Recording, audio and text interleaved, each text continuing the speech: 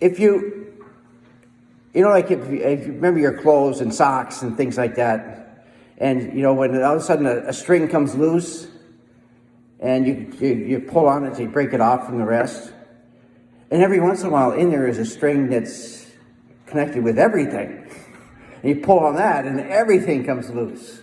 So not all strings are the same, even though it might be the same piece of garment. It's all seamless, but not everything in there is the same order or the same priority.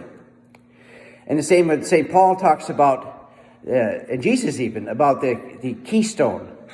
At the time in Rome and things, they had the famous arches. And you have all these bricks, or whatever you call them, stones. And in the top is what's called the keystone. And he refers to Jesus as the keystone. You take out that keystone and everything else is going to fall apart, because all the pressure's on there. And so not every stone in the arch is of the same priority. The keystone is the top priority. Without that, everything else fails.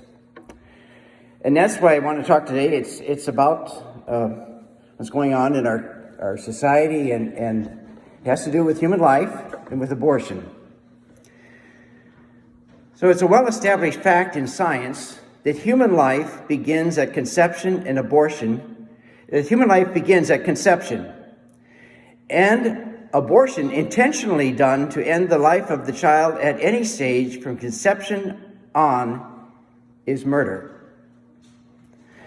To vote for a candidate or party that is very clear on their intent when it comes to the destruction of human life is to approve and support the murder of innocent children. Voting this way with an informed conscience makes me guilty of the sin of abortion. I have now become a murderer, for which I will be judged and held accountable before the Lord Jesus Christ.